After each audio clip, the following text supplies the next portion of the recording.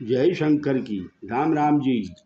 श्री नागेश्वर ज्योतिर्लिंग के प्रकट होने की संक्षिप्त कथा और स्थान जहाँ पर स्थित है संक्षिप्त रूप में कही जाती है। श्री नागेश्वर ज्योतिर्लिंग भगवान का स्थान द्वारका से बेट द्वारका को जाते समय लगभग 12-13 मील पूर्वोत्तर मार्ग पर है। इस लिंग की स्थापना के संबंध में शिव पुराणी कथा है कि प्राचीन काल में दारुका नाम की एक राक्षसी थी जो पार्वती से वरदान प्राप्त किए हुए थी। बलवान राक्षस दारुक उसका पति था। वह राक्षसों को साथ लेकर सत्पुरुषों का संहार और लोगों के यज्ञ और धर्म का नाश करता फिरता था। समुद्र तट पर एक वन था जो संपूर्ण सुविधाओं से भरा रहता था। दारुका अपने विलास के लिए जहाँ जाती थी, पार्वती के वरदान से वह वन भी उसके साथ चला जाता था। पार्वती ने उस वन का देख रेख का भार दारुका को सौंप रखा था। राक्षस दारुक अपनी पत्नी दारुका के साथ वहां रहकर सबको भयभीत करता था। उससे पीड़ित हुई प्रजा ने महर्षि औरव के पास जाकर अपना दुख सुनाया।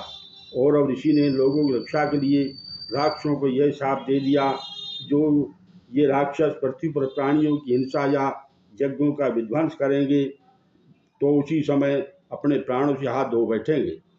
इधर देवताओं ने जब ये बात सुनी तब उन्होंने दुराचारी राक्षसों पर चढ़ाई कर दी।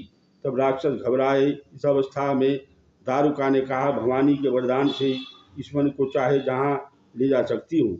ऐसा कहकर ज्यों का तो वन को लेकर समुद्र में जा बसी। अब राक्षस पृथ्वी पर ना रहकर जल में रहने लगे। एक बार मनुष्य से भरी एक नाव उधर आ निकली। राक्षसों ने उन सबको पकड़कर कारागार में डाल दिया। उस महल में उस दल में सुप्रिया नाम का एक वैश्य था जो भगवान शिव का परम भगत था। शिव जी की पूजा किए बिना भोजन में नहीं करता था। सभी साथी उसके कहने से नमः शिवाय जप करने लगे। दारुक राक्षस को पता लगा तो सब राक्षस सुप्रिया वैश्य और उसके साथियों को मारने दौड़े। राक्षसों को आते देख वह वैश्य सुप्रिया भगवान शंकर को पुकारते हुए कहने लगा, महादेव मेरी रक्षा करो, दुष्ट हंता महाकाल इन दुष्टों से बचाओ, अब मैं आपके अधीन हूँ। भगवान शंकर ने प्रकट होकर सब राक्षसों का संहार कर दिया। भगवान शंकर जब प्रकट हुए तो उनके साथ शिवलिंग भी था। सुप्रिया वैश्य ने साथियों के साथ उसकी पूजा की। इस प्रकार अपने भक्तों की रक्षा के लिए भगवान शंकर और पार्वती सहित स्वयं वहाँ स्थित हो गए। शिव जी नागेश्वर नाम से और पार्वती नागेश्वरी नाम से प्रसिद्ध हुई।